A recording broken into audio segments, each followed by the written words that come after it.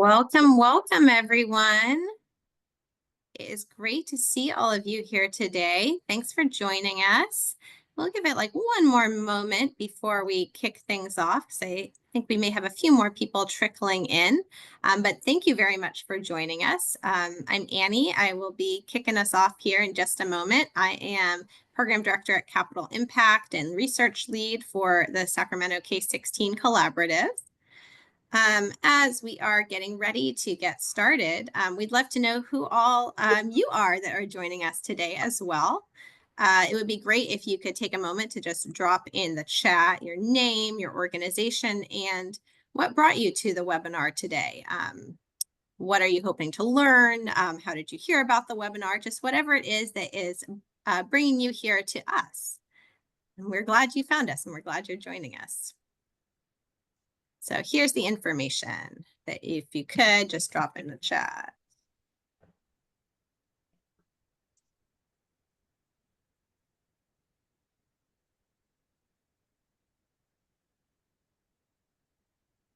All right. And people are continuing to trickle on in, but I'm going to kick us off and get us started since we have lots of info to share with all of you. So like I said, thank you for joining us. I'm Annie. I'm a program director at Capital Impact, and I am the research and strategy lead for the Sacramento K-16 Collaborative. I am joined by my colleagues who are co-leading the research with me, Jaceline Baines and Nate Spilkin. Hi, everyone. I'm Jaceline Baines. I'm a program associate at Capital Impact, and I'm the research lead for priority student populations. Hello, everyone. Nate Spilkin, also a program associate with Capital Impact, and I'm leading the research on transfer pathways. Great. And some of you have already started dropping your own introductions into the chat as well. If you haven't gotten a chance yet, we'd love to know who else we've got in the Zoom room with us today. If you could just say hello in the chat by dropping your name, your organization, and what brought you to the webinar today, that would be wonderful. So starting today, actually we started with this webinar series a couple of weeks ago. Our first webinar in this series was focused on dual enrollment and career pathways, and we're continuing with this next session in our series today. We have been sharing some stories, themes, and recommendations that arise from a 6-month stakeholder engagement that we have undertaken with the 8-county Sacramento K-16 Collaborative region. We are going to have some time throughout our presentation and findings today for questions and discussions at different set points. But if at any point questions or reactions are arising for you as we share information, please feel free to drop things in the chat as they occur to you, and then we'll have different moments where we'll pause to address your questions and have some time for discussion and reflection as well. Before we dive into sharing our research findings, I'd love to begin with just a little bit of table setting. And I know some of you were here with us for our last webinar a couple of weeks ago, so some of this background is going to be familiar to those of you who joined us a couple of weeks ago too. But a little bit about my background and involvement with the Sacramento K-16 Collaborative. I have been working with our collaborative since we were first awarded grant funding in June of 2022. But before I began my work at Capital Impact and began working with the K-16 Collaborative, which coincided, I was a classroom teacher for 13 years. And at a previous school site where I worked, we had an agreement that we put front and center at each staff meeting in order to ground our conversation. And that agreement was every student is all of our student. Our success as a whole must be measured by the success of every student. That is the foundational truth that also undergirds the Sacramento K-16 Collaborative. We as a collaborative come together to build supports and pathways across the full K-16 spectrum, because the high school student who is taking a dual enrollment college success class may then go on to enroll in community college based on that experience, and then transfer maybe to become an Avenue E student at UC Davis, and eventually the engineer that is building bridges and infrastructure that connect our region. You might know that one of our proudest accomplishments as a collaborative is our data sharing agreement. We knew pretty early on that this was a legacy we wanted to leave the region. However, our work group chairs also recognized that quantitative data alone doesn't tell a full story. And we needed qualitative data as well to understand the voices and stories of student experiences in our region. So this research effort that we've undertaken with our stakeholder engagement is an attempt to complete that portrait.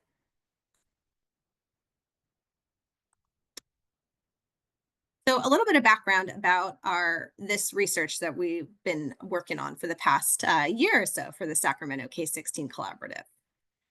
The stakeholder engagement initiative and effort that we've conducted has been intended to help us address 4 of the Sacramento K-16 Collaborative's major initiatives outside of data sharing.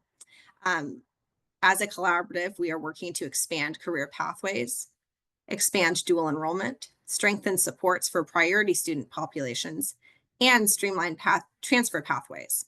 So our first webinar a couple of weeks ago focused on the first 2 of those initiatives, career pathways and dual enrollment. And now today, we're going to cover priority student populations and transfer pathways. It's important to note, though, before we dive into the data, that we have quite a bit of it, a lot of data. Our full reports from our stakeholder engagement efforts will be available to you. We'll share out the resources and the links following this session. We actually already have them posted up in our resource hub for the K-16 Collaborative as well. But today we're going to delve deep into just a few of the highlighted themes across stakeholder groups. The findings from stakeholder engagement that we'll be sharing today are actually the outcome of a 3-phase research cycle. Last winter, we began by conducting landscape analyses for each of the 4 priority initiatives of the collaborative. And those landscape analyses are also available on our website's resource hub. The landscape analyses helped us identify areas of need for the collaborative. And this then led us to best practices literature reviews to gather wisdom of best practices from other initiatives around the state and nation. And those literature reviews are also available on our website. And finally, following both of those first 2 phases, we worked with our collaborative members to articulate the questions that they still had. And we attempted to answer those questions through the series of conversations that we've had with students, families, educators, and employers. The stakeholder engagement findings are intended to provide an understanding of the success factors and barriers that students from priority groups face, the existing assets and needs across our region, an increased capacity for program improvement among collaborative members to meet those needs, and give us a better understanding of our employers' needs so that we can design education career pathways to prepare learners for the workforce. So a little bit about our methodology and approach, but I'm not going to go into a full line-by-line recitation of our research process. But to put it pretty simply, we worked with the work groups of the K-16 Collaborative to define their questions. We then, with those research questions, worked to develop and revise protocols for interviews and focus groups. We held those interviews and analyzed the transcripts from interviews and focus groups for themes, which is what we're about to share. The stakeholders that we spoke with were drawn from the partner entities across the Sacramento K-16 Collaborative at each of the different segments. In total, we held conversations with people representing more than 20 different Sacramento K-16 Collaborative partner entities over the course of our process. And this included students, parents, K-12 districts, community colleges, four-year colleges, and employers. So with that, I would like to turn things over to my colleague, Nate, who will kick us off with a deep dive into what we learned about transfer pathways in the Sacramento K-16 Collaborative region. All right, thanks so much, Annie. Nate Spilkin here, as I introduced myself earlier. Be talking about our stakeholder engagement findings. We're going to look at some key themes discovered and then sharing out some actionable recommendations at the end. Right off the bat, the biggest takeaway from transfer pathway stakeholder engagement findings is that the transfer process is often fraught with many unanticipated barriers that can create stress, fatigue, and burnout for students, especially.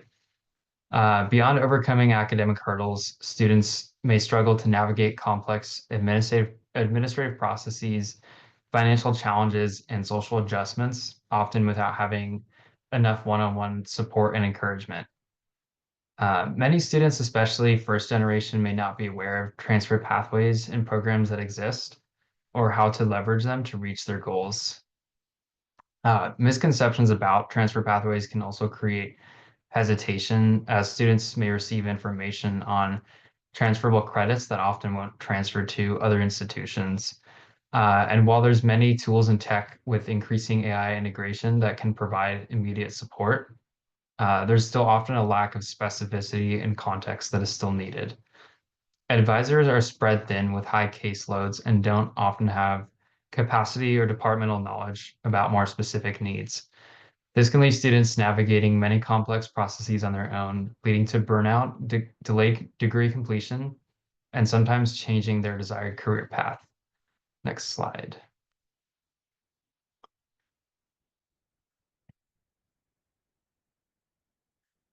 So first, looking at our K through 12 district stakeholders that we spoke to, the major overall theme that we found was that transfer systems are complicated and disjointed often, and there's also an opportunity to increase accessibility of information. Navigating transfer and transition pathways can be challenging for students and families due to many structural and informational barriers. The counselors we spoke to and staff expressed that students and families often faced confusion regarding the processes and terminology related to college admissions, from understanding the definition of what a first-year student is to navigating the school websites. As one staff member expressed, the website is confusing. Even just the processes, like what does a first-year student mean? It doesn't clearly define that. So when I'm showing kids how to enroll, it's not clearly defining what the terms mean. So often staff members felt that if a trained professional like themselves were having difficulty navigating websites and finding useful information on how to transfer, it would be very challenging for students and families, especially those who are first generation, to find the relevant information that they need. Additionally, students face significant challenges such as limited availability of required language assessments, inconsistent matriculation processes, and logistical difficulties like transportation to support centers when they're unable to get a hold of someone virtually. These issues continue to disproportionately impact English learners and students unfamiliar with complex educational systems, making it harder for them to progress smoothly through the transfer process.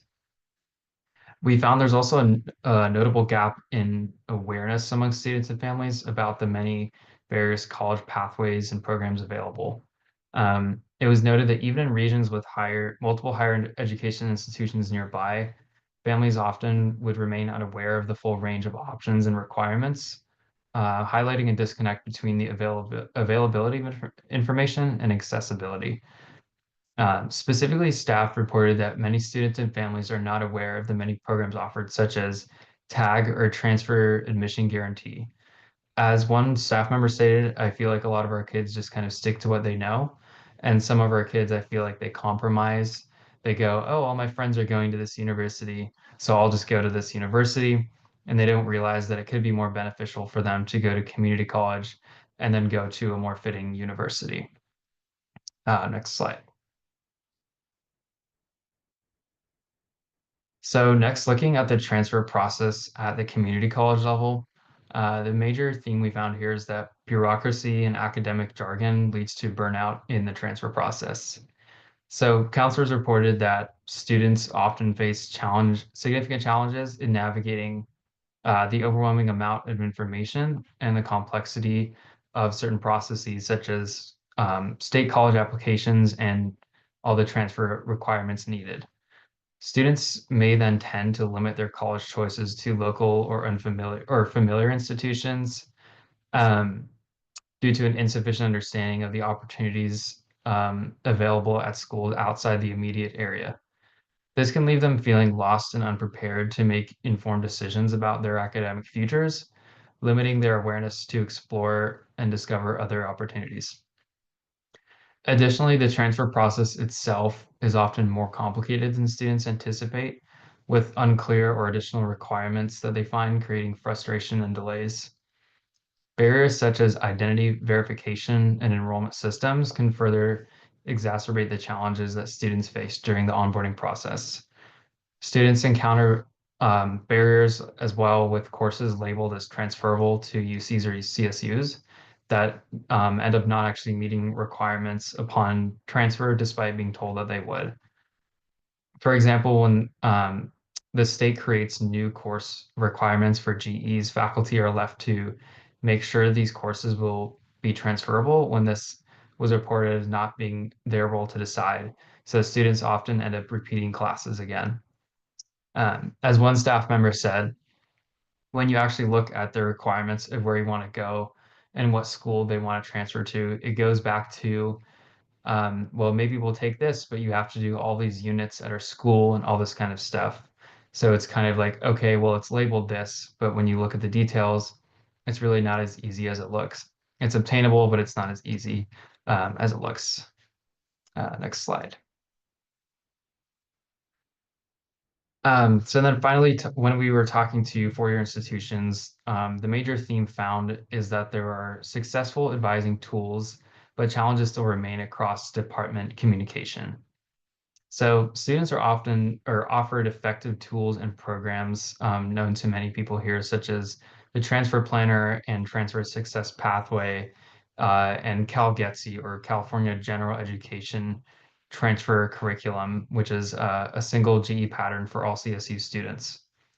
However, limited advising capacity and lack of cross-departmental communication can still create barriers for students and advisors.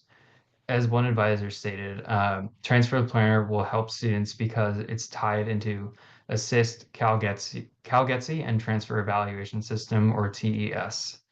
That shows articulation agreements between colleges, not just in California, but across the country, helping us determine if a class meets GE major or other equivalency requirements.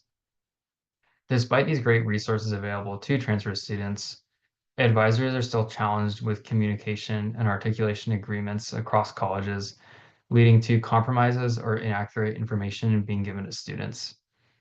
For example, a student might be told that their course will fulfill a required course at their transferring institution, but specific departments will often have students retake courses due to slight differences in curriculum or difficulty levels. Additionally, because of the undersupply of advisors, they are unable to meet the demand of students who seek help. Providing follow-up support after orientation is very crucial in helping newly admitted students feel connected and reassured, ensuring that they know where to turn for help when they feel overwhelmed and forget key details. It was noted that transfer centers can be helpful, but often many campus staff assume that students might require less support due to already being a prior college student. In reality, transfer students are navigating a new system at a new school and often need more support and resources to succeed. These challenges and barriers can lead to more students who may fall behind their course requirements, delaying degree completion or changing career trajectories. Next slide.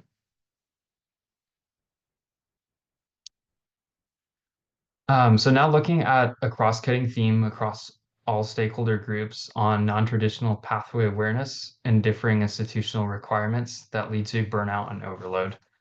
So as we've just reviewed, many students experience burnout or decision fatigue because of the overwhelming complexity of differing institutional requirements for transferring and are not aware sometimes of the non-traditional pathway options available, particularly for K through 12 and community college students. Another major contributing factor to the slowing and blurring of this process is the inconsistent articulation agreements, whereupon students and advisors still struggle to understand and discover courses that they assumed were transferable, but do not fulfill major specific requirements at their target institution. As one K through 12 counselor clearly summarized, resources need to clearly explain transfer systems, the differences between colleges, and how course selection can impact pathways. At the community college level, students often face confusion between all the different requirements and are challenged with figuring out which information they need to pay attention to. Often they've successfully transferred once they've successfully transferred, as one four-year counselor expressed, students feel well informed at first, but then discover additional hoops that they have to jump through, especially for impacted majors. It's a shock to them when they realize they don't have all their prerequisites or that they need to apply for their major. This shows that the many barriers and hoops that students have to continually jump through can cause disheartening feelings for students when they realize there's more challenges once they've transferred to their school. Next slide. So now we're going to look at a couple of promising practices in the region. And some of these practices and ideas are themes that were highlighted by stakeholders, reflecting beneficial support systems for transfer students. The first idea, sorry. First idea brought up is that instilling early collaboration and advocacy programs proved to be highly successful in providing guidance and ongoing advocacy from 9th grade through graduation. Hands-on support, such as high-touch advising for college readiness, course planning, and registration proved to be highly beneficial. As one counselor noted, we have on-the-spot counseling for high schoolers. So we work on Saturdays full day and help them with registration. I don't let the student go until it's actually press register and now they have their classes. The second idea brought up by stakeholders is instilling excitement and engagement upon orientation and onboarding to a new school. The transfer kickoff events such as the Coyote Kickoff at Lake Tahoe Community College brings students, parents, and staff together for a fun and engaging experience involving food, music, and games. This can help to foster a new identity and belongingness for newly admitted students to a different campus, which often feels large and overwhelming. Next slide. The next example I wanted to share is the utilization of existing tools for transfer students, many of which you may be aware of and use consistently, which have proven to be very helpful in navigating the complexity of transferring. The first example, Transfer Planner, is an online platform through the CSU system, allowing students who plan on transferring to a CSU track their coursework. Currently, over 14,000 students in California are using this to help plan their transfer process to CSUs. The next example is the Transfer Success Pathway, or TSP, which is a program aimed at helping students who are ineligible or financially unable to attend a CSU upon high school graduation to enter into an agreement with a CSU of their choice for guaranteed admission. Next slide. So finally, moving on to our actionable recommendations section.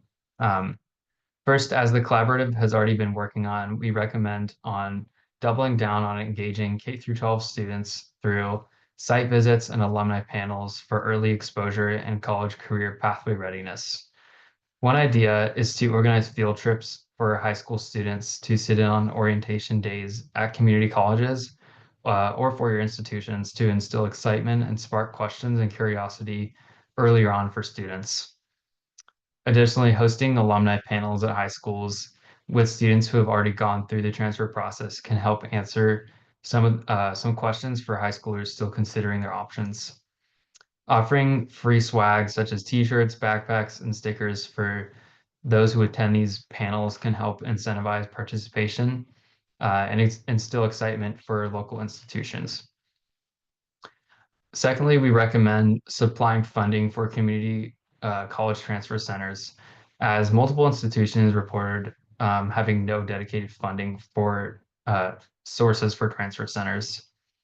This would help free up other advisors and student success coordinators, moving to a more centralized support system, allowing greater capacity for transfer-specific advising. Next, we recommend to revamp course equivalencies between community colleges and four-year institutions, since this was brought up as a common barrier for those trying to fulfill required classes to transfer over. Ongoing transfer system updates and articulation agreements should be revisited to ensure clear and consistent communication across departments and help inform student decisions. Having transfer coordinators specifically dedicated to helping students with the transfer process, especially upon being admitted to 4 years, will ensure a smooth and timely process for students. And lastly, we recommend the idea of hosting degree completion days at four-year institutions. Launching campaigns targeting adult learners and transfer students can help clear obstacles, preventing them from completing their degrees or successfully transferring. This can be done by leveraging existing campus advertising resources such as career centers and success centers. Next slide. And that kind of concludes our stakeholder engagement findings. So we wanted to give a moment to pause for questions or reflections from our audience.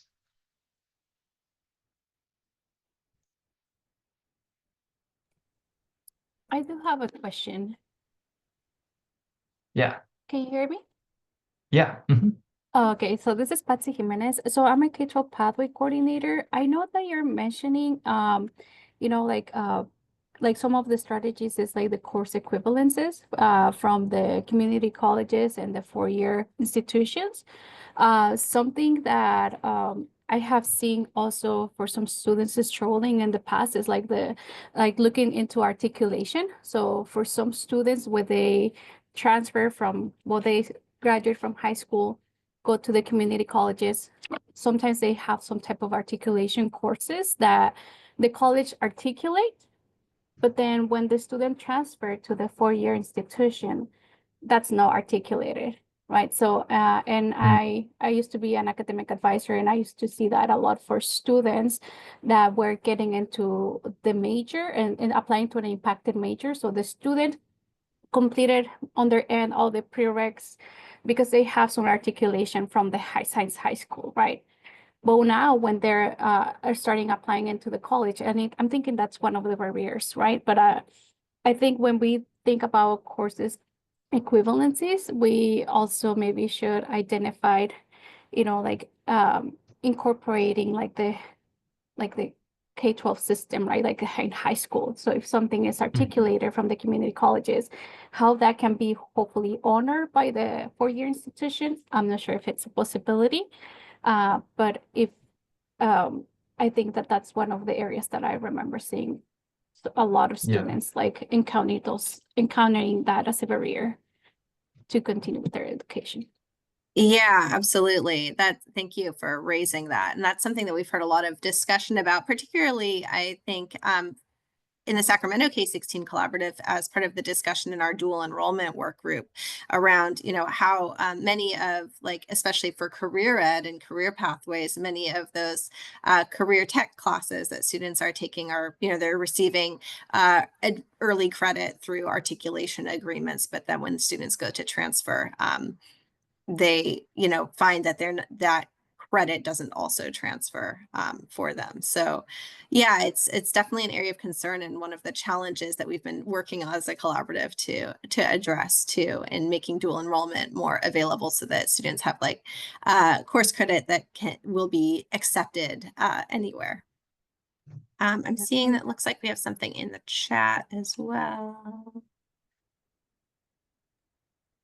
Thank you, Marissa. And Yeah. feel free to, if you wanted to pop off mute too. Yeah, I can just share. Yes, I'm at the UC Davis Transfer and Reentry Center, and but I'm from the East Coast originally, and I find the way we do things here very fascinating. I, you know, my colleagues would probably balk at this suggestion, but I find it wild that we don't evaluate the transcripts of incoming students until after they've already submitted their statement of intent to register. It's hard. I mean, you're taking a leap of faith as a student that everything you think that was going to transfer is transferring. So if there are ever discussions, I think that could also help demystify. And, sometimes I'm able to get a prospective student in to meet with an academic advisor if they have a particular question, but by and large, our academic advisors, excuse me, aren't set up to meet with prospective students. They're busy meeting with current students to get them to register. But I think it would help if students coming in before they even made their decision, if they knew exactly what was going to transfer.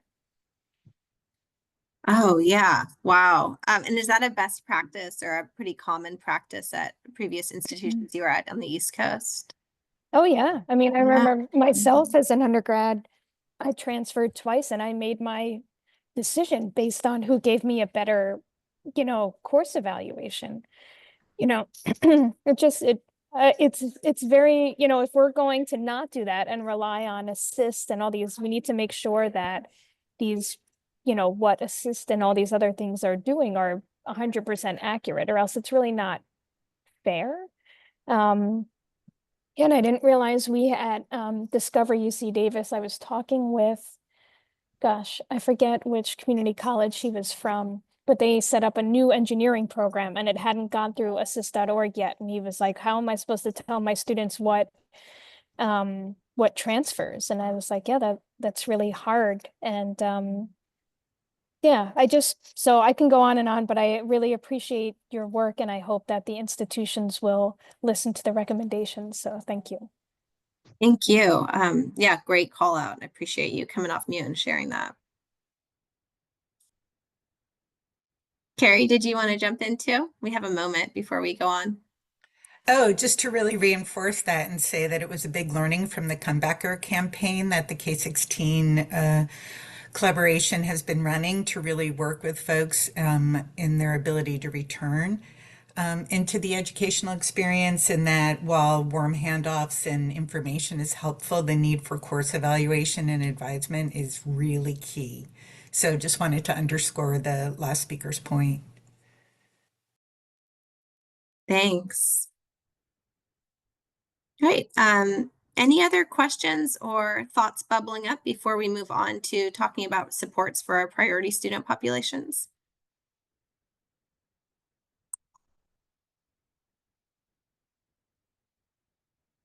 Twee. Oh, you're muted, Twee. Yes, good afternoon, everyone. Thank you so much for the great work and the research, both today's conversation and the last one with dual enrollment.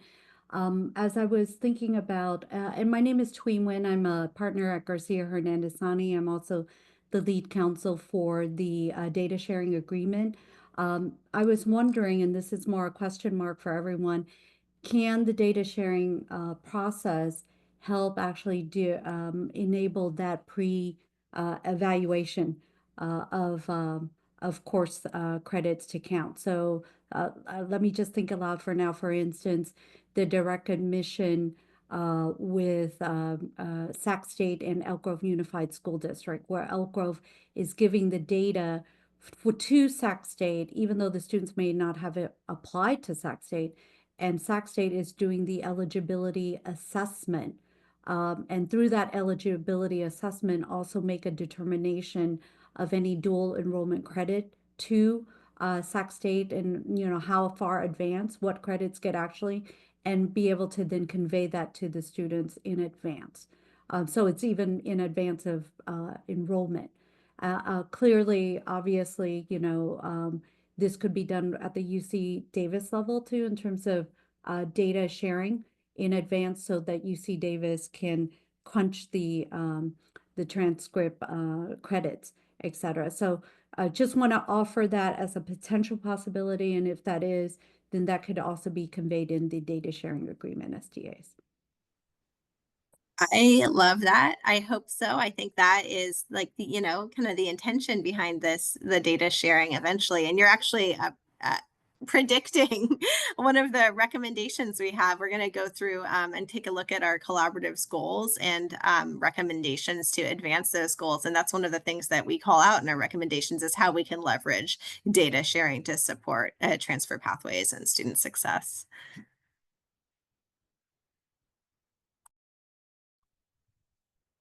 All right, with that, it's my pleasure to introduce Jaceline, who will be sharing findings regarding supports for priority student populations. Everyone, first, I just want everyone to picture a college student in their mind. Who do you see? So most people imagine an 18-year-old that's fresh out of high school, living in a dorm and shuffling between classes, study sessions, and campus events. But that image doesn't fully capture the diverse range of students in higher education today. The traditional college archetype is outdated, but most importantly, it's harmful. It erases the realities of students who balance jobs, families, and education all at once. Colleges have long promoted this one-size-fits-all model of success, which includes full-time enrollment, residential life, and extracurricular engagement. But this model excludes priority student populations, who includes adult learners, first-generation students, students of color, rural students, and low-income students. Getting into college is just one part of the equation. Staying in and thriving is another. Many priority population students enter higher education with non-traditional experiences, gaps in preparation, or external responsibilities that make academic success more challenging. To truly support these students, we must redefine success. It's not just about graduating in 4 years, it's about access, support, and guidance to help students navigate higher education and build a future that reflects their goals and realities. Redefining success means more than just acknowledging that there's diverse paths. It requires breaking down barriers, rethinking outdated policies, and expanding our vision of who belongs in higher education, because every student should see themselves reflected in this vision. So now I would like to explore what the Sacramento region stakeholders have to say about the priority student population. Next slide.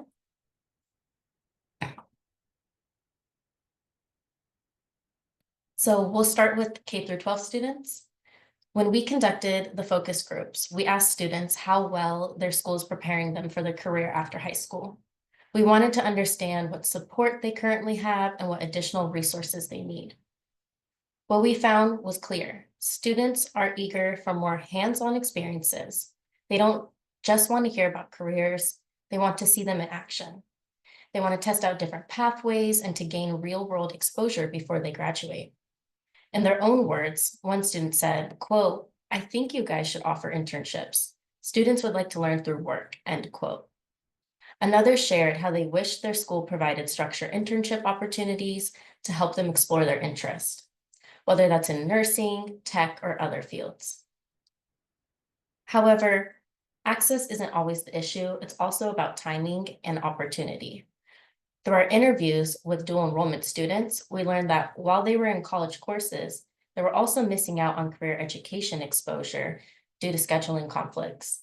Many of these students want to explore career pathways, but they lacked access to CTE programs because the course offerings didn't align with their academic schedules. One student shared that they were interested in computer science, but by the time they had room in their schedule, the program was no longer available to them. And this showcases a critical barrier, not in just offering career exploration opportunities, but ensuring they're accessible at the right time for students. So these insights tell us that students are ready, they want career exposure, internships, and structured guidance to help them navigate their post-high school options. However, when these opportunities aren't accessible, priority student populations are the most impacted, leaving them to navigate career decisions with little to no structured support. Through our focus groups, we heard from one student whose experience highlights this challenge. She was a first-generation, low-income student of color from a rural part of our region. She was enrolled in dual enrollment courses, which meant she was getting valuable college credit, but at the same time, her schedule prevented her from participating in CTE programs at her school. So while she was getting a head start academically, she wasn't able to explore career pathways hands-on. She told us that her dream is to work in the medical field, to become a sonogram technician. But how did she learn about it? Not from school, not from a mentor, but from a YouTube ad. She didn't know how to take the next steps in her career, and no one was guiding her. Like so many students from underrepresented backgrounds, she's expected to navigate this journey alone. And this is the gap. This is why access to career exposure and planning isn't just extra, it's essential. Rethinking college and career success means ensuring that students don't always have to choose between earning college credit and exploring career pathways. And we need to redesign these opportunities in a way that truly supports the students who need them the most. Next slide.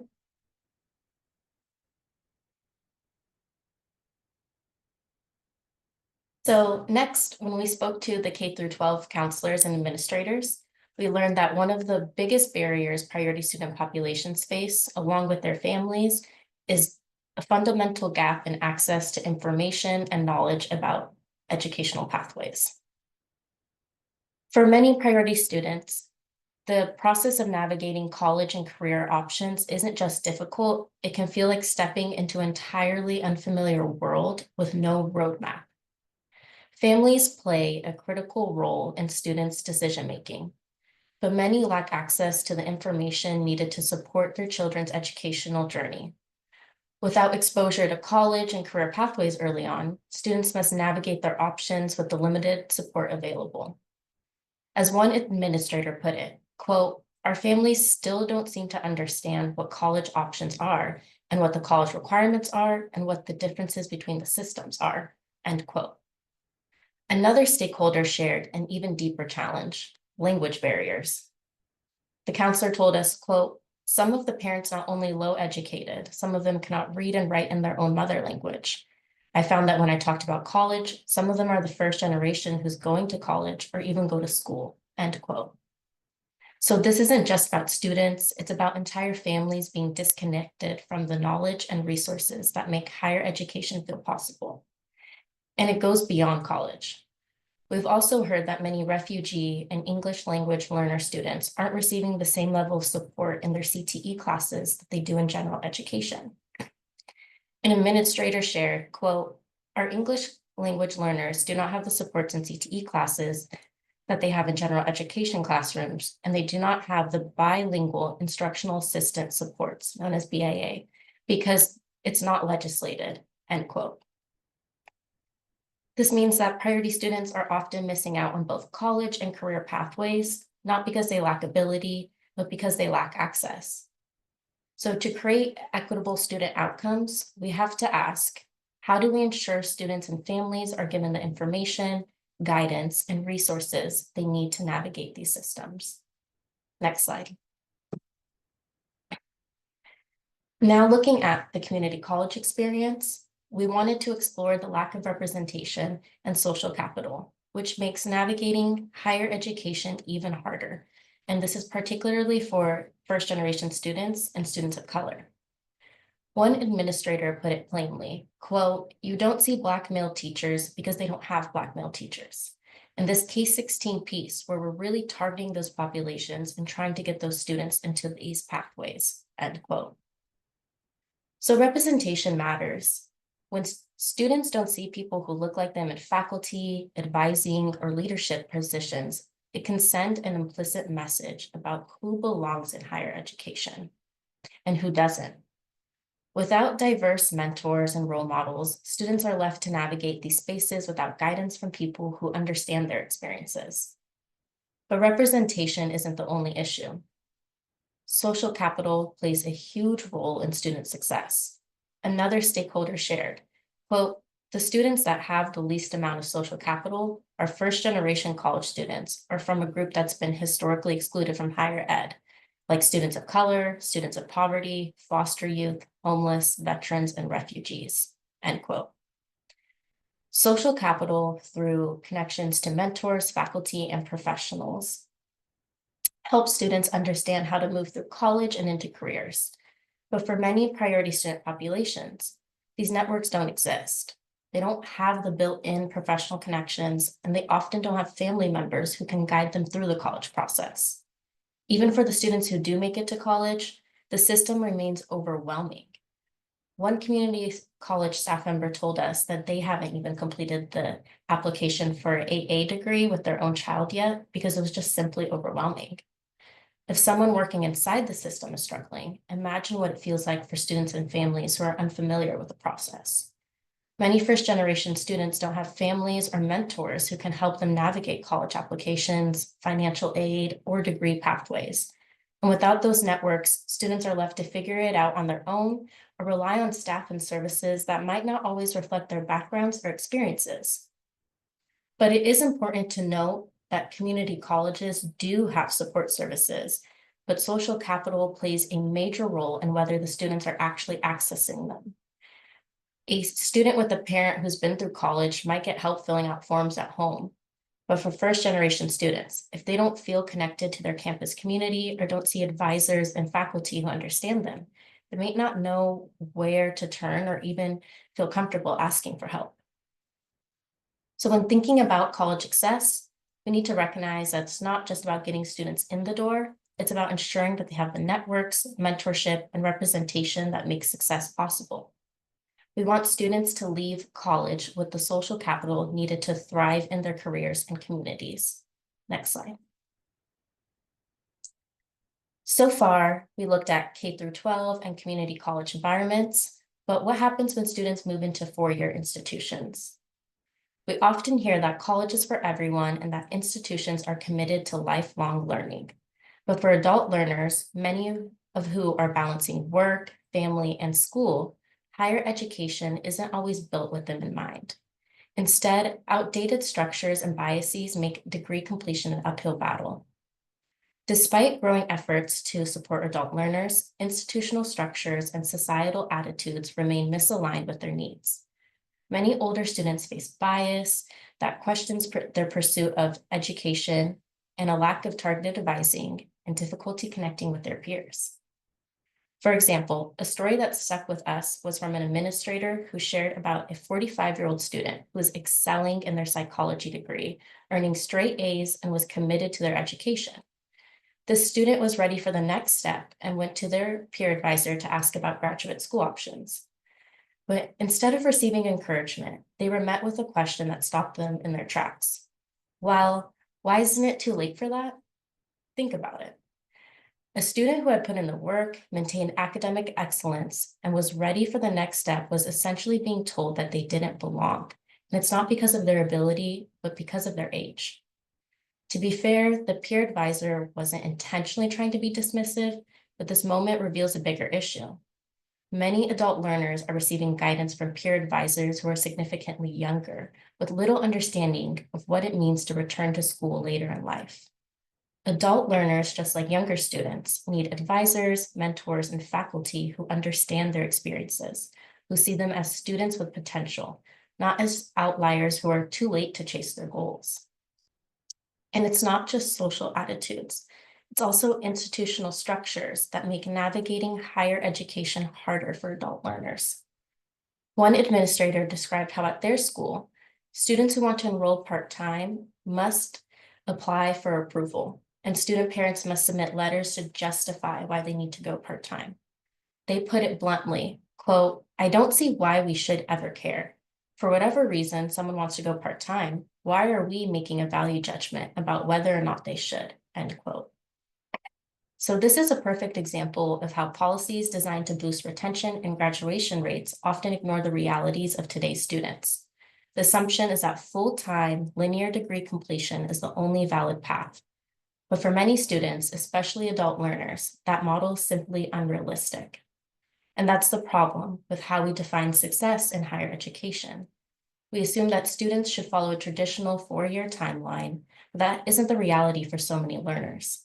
For adult students, success might mean taking extra years to complete a degree while raising a family.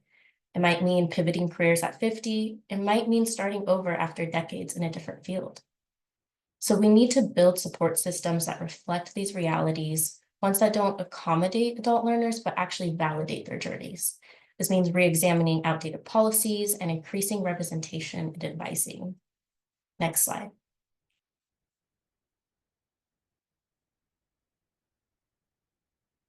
So far, I've talked about some of the key challenges that students face at different points in their educational journey.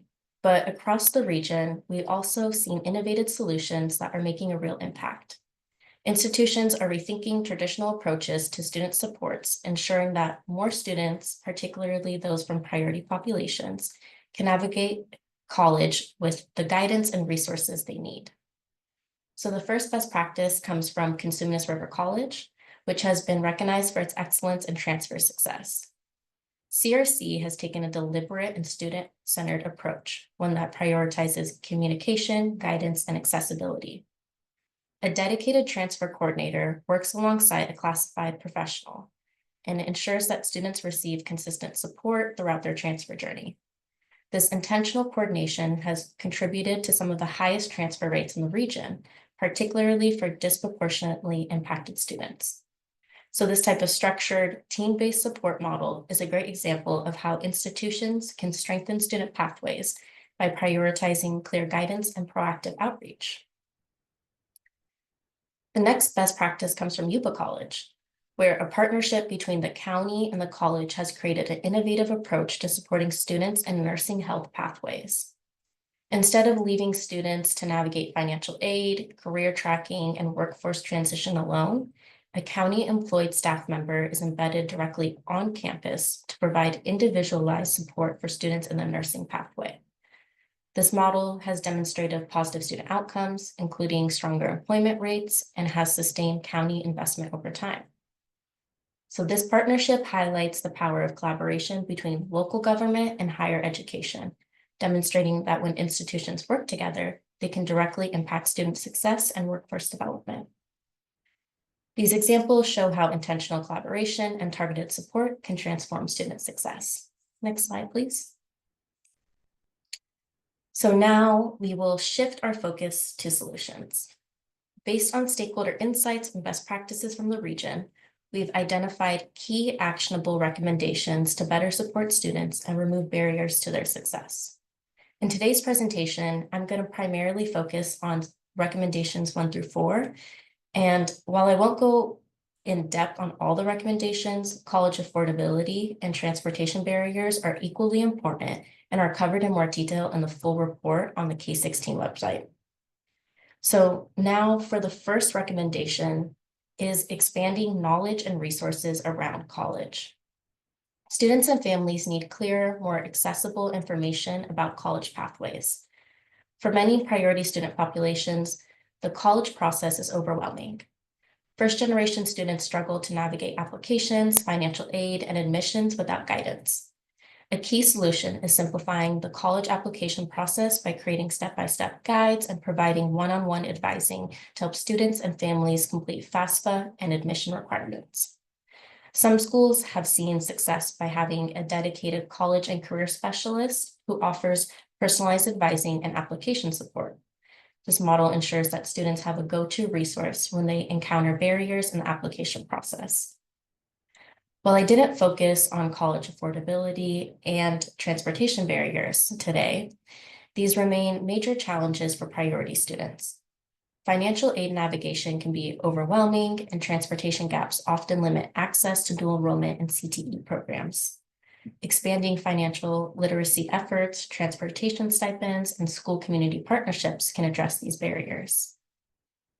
Finally, there's a need to expand industry exposure, paid internships, and networking opportunities so students can see themselves in high-demand careers. Strengthening mentorship networks with career panels, alumni connections, and industry professionals will help students build the social capital they need to transition from education to meaningful careers.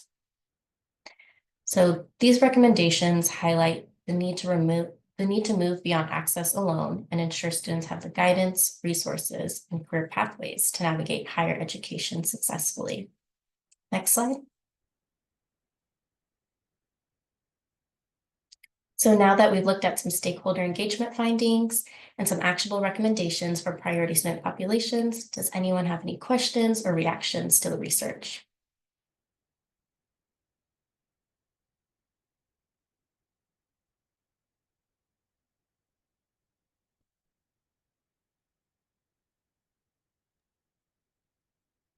Feel free to drop questions and any thoughts or responses to the research in the chat as well. We're happy to address things there.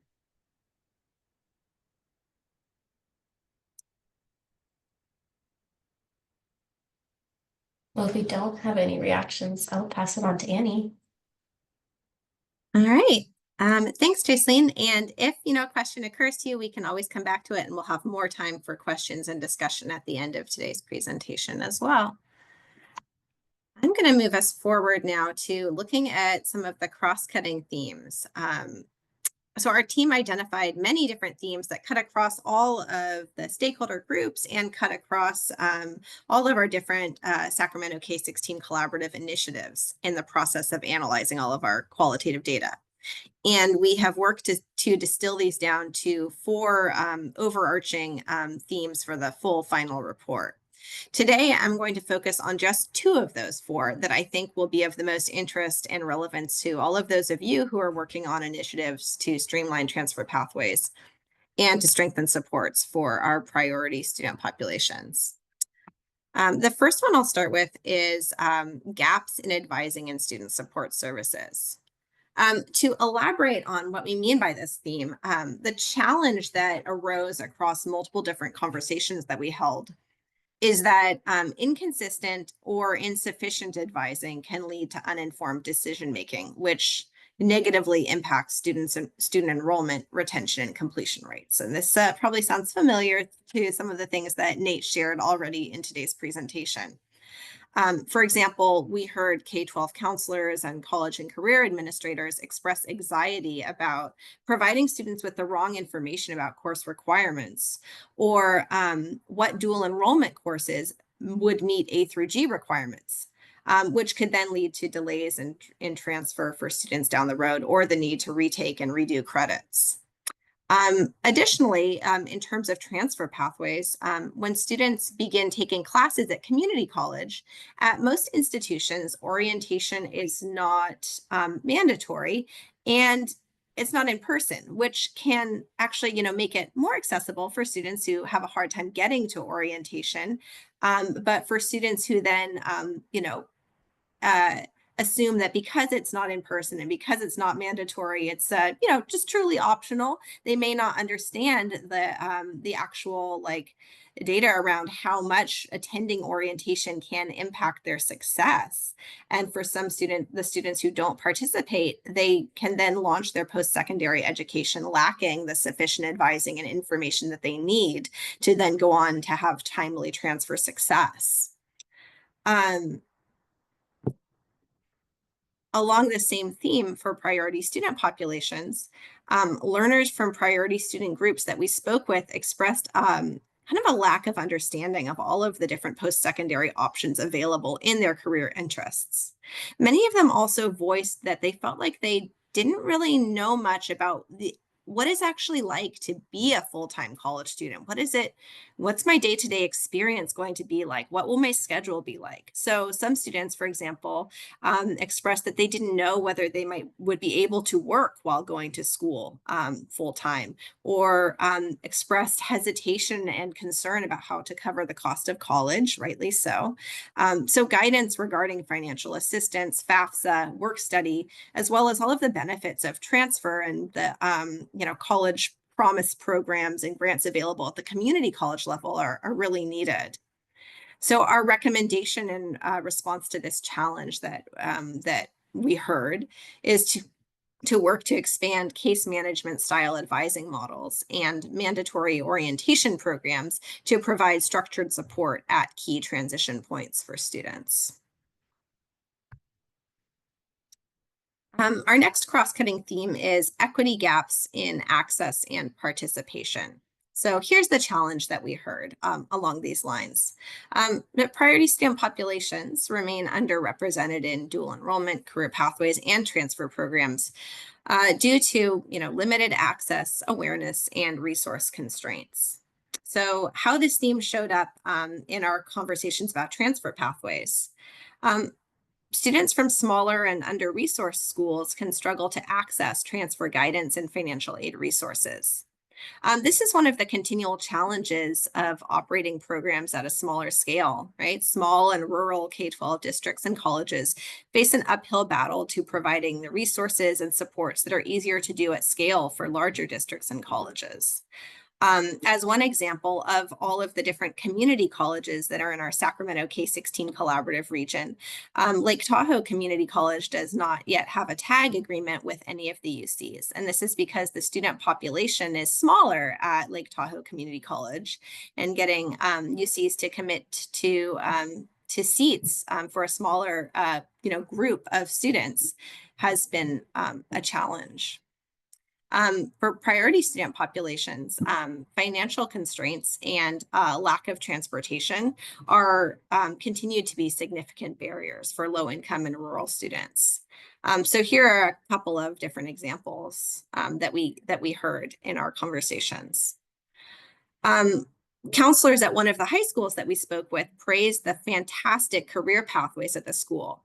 And those pathways integrate work-based learning during the senior year. In fact, every student, in order to complete their pathway, gets a work-based learning placement and has to participate in work-based learning. However, every year there are some students who have to drop from the program and don't complete that pathway because of a lack of transportation and access to that placement that they were given. So lack of transportation can also limit the options that a student considers.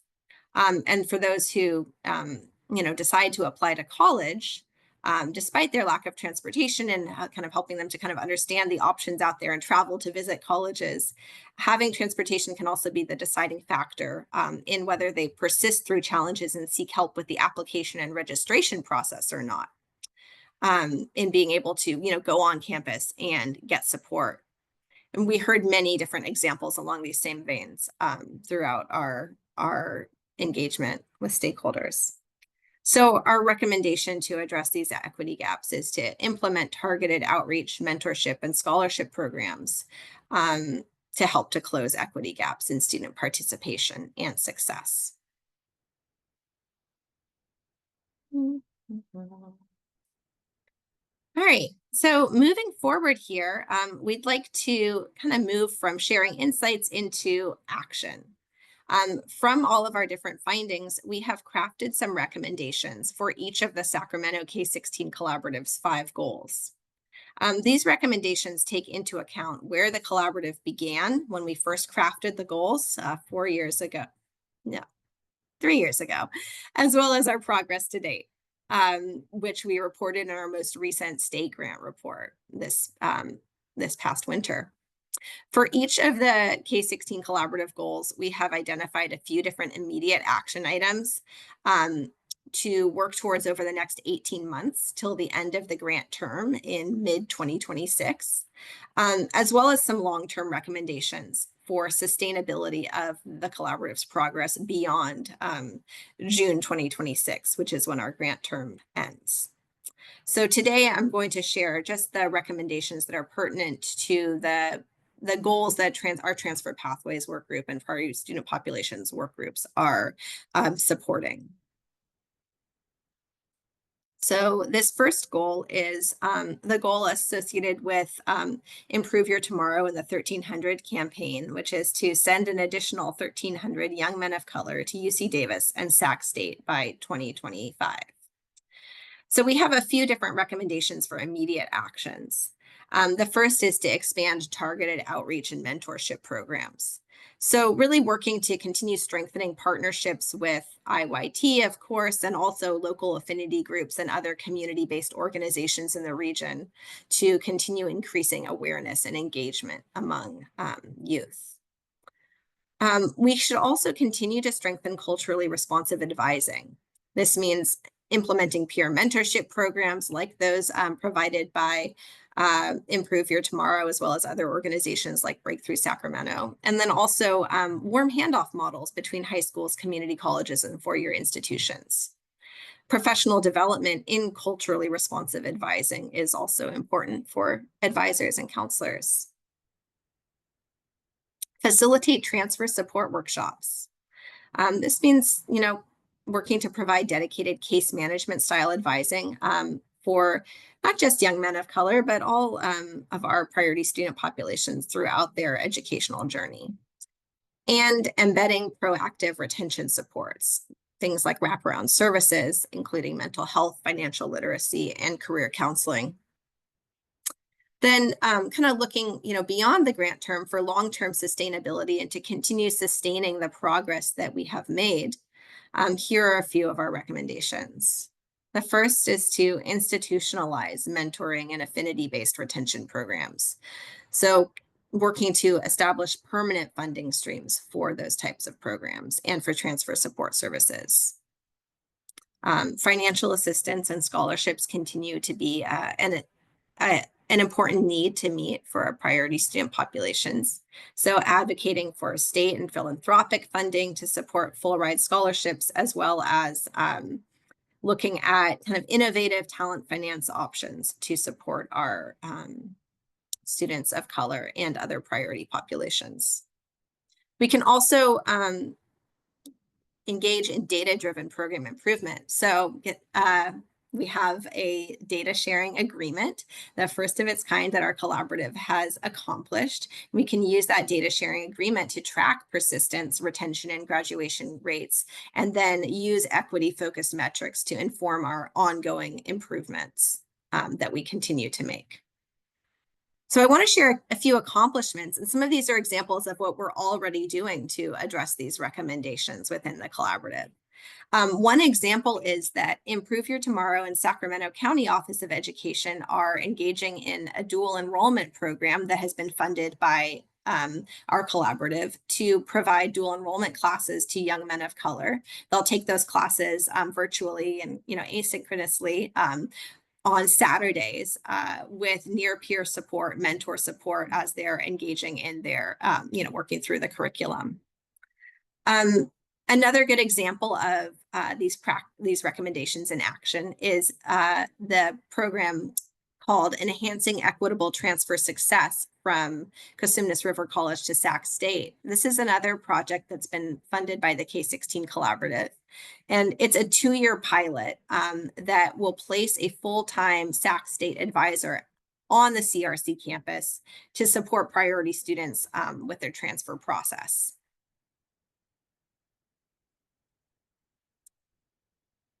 The next goal that is directly relevant to our transfer pathways and priority student populations work groups is the fourth goal of the collaborative, to award 2,000 degrees and certificates to comebackers and reverse transfer students who have earned but not claimed those degrees or certificates by 2026. So a few of our immediate actions that we can take to address this goal.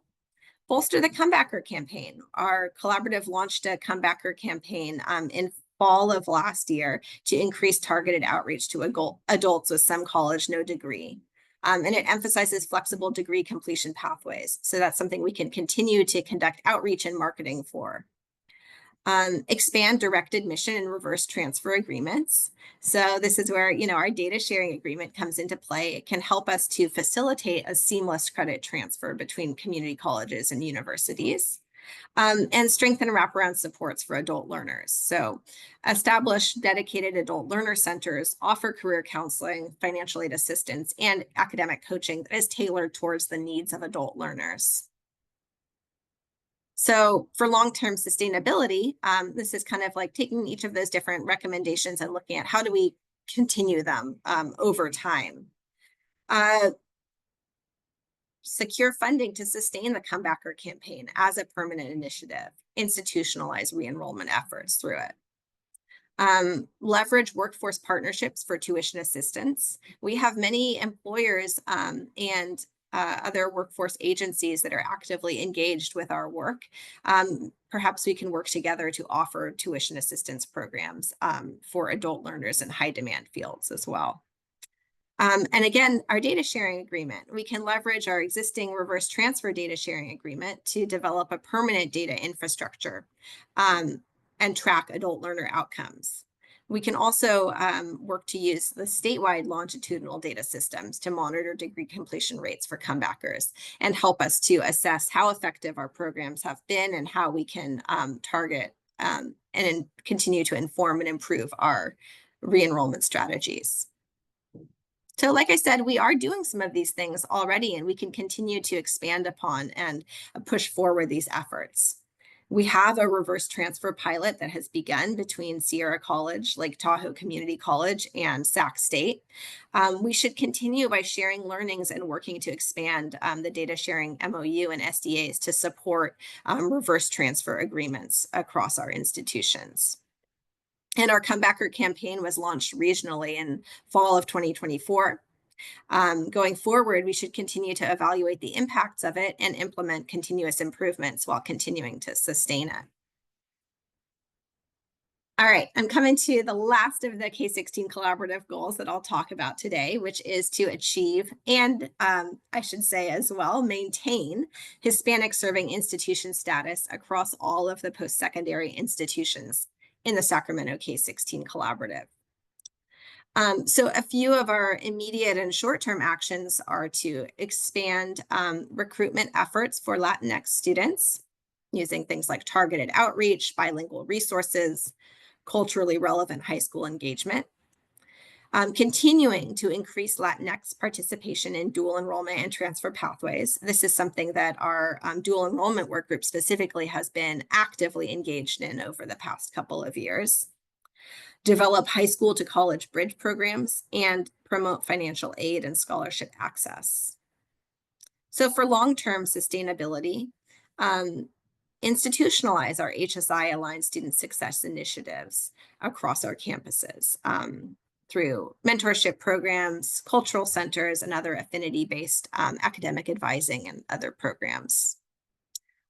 Secure long-term funding through HSI grants to continue the supports. Work to strengthen retention and degree completion efforts through counseling, first-year experience programs, and financial aid supports.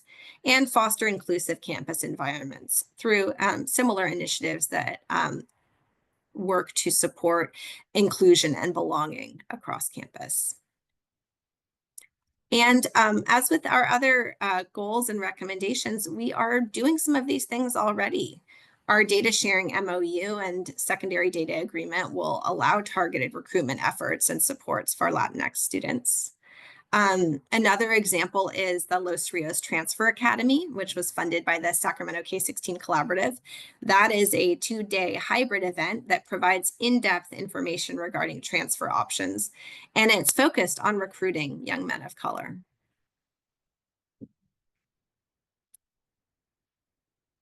All right, so this brings me to our closing, some last reflections, and what the next steps are for our collaborative. So we have been working on our integration with Jobs First, specifically with in Sacramento, our We Prosper Together Jobs First Collaborative. Our next policy brief, which we will be releasing in the next week or two, and we'll be presenting on April 2nd, we're going to be focusing on the governor's priorities for education, career education specifically, as well as the economic impacts on education. A couple of the key takeaways that you'll find in it are that the governor's office has signaled that they would like to see expanded regional collaboration with Jobs First collaboratives, and the master plan for career education executive summary was released last fall. We are expecting the full master plan sometime soon as well. And that master plan for career education also emphasizes regional collaboration. So we've been working to align our efforts with the master plan and with We Prosper Together. The K-16 Collaborative is all about advancing educational equity. Whereas We Prosper Together, our Jobs First Collaborative, is about growing high quality jobs. And where we intersect is around creating inclusive workforce pathways. So going forward, we urge our partners to keep all of this in mind as you design projects and K-16 initiatives. A little bit of the timeline for next steps for the collaborative as well.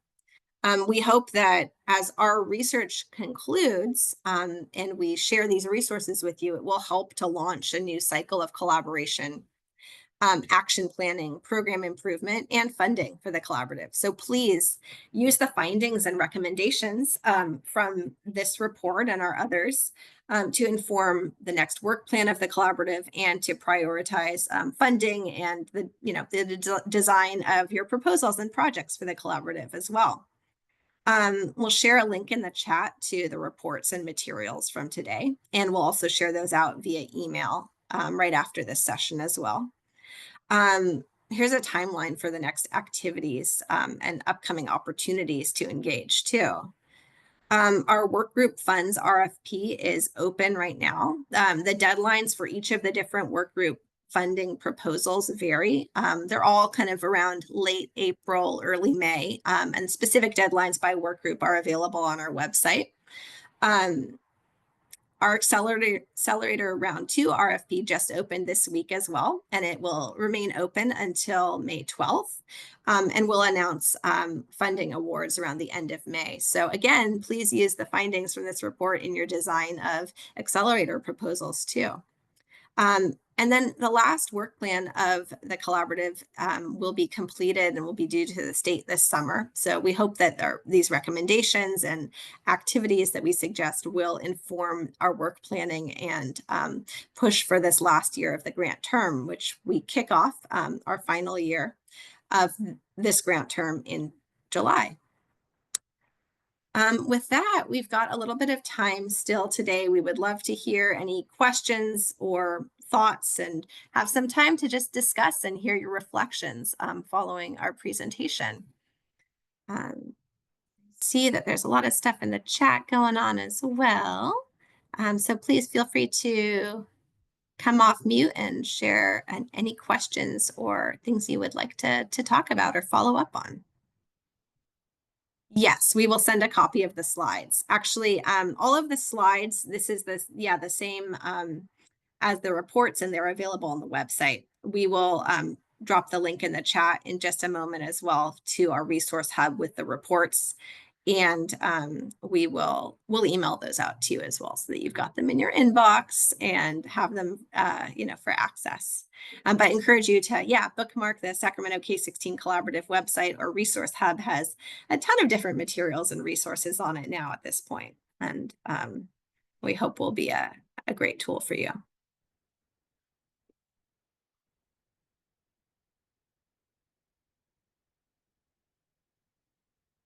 Any other questions, reactions?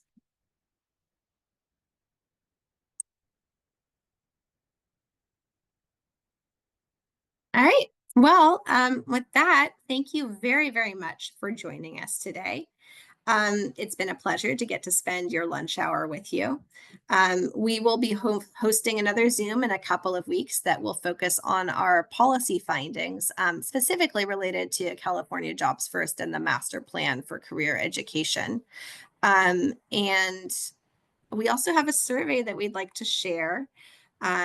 We'll send that out via email as well. We would really appreciate your feedback about our webinar presentation as well as the findings, and anything that you can share about how you'll use it or what was helpful to you would be very helpful to us. So thanks so much, and we hope you have a great rest of your day.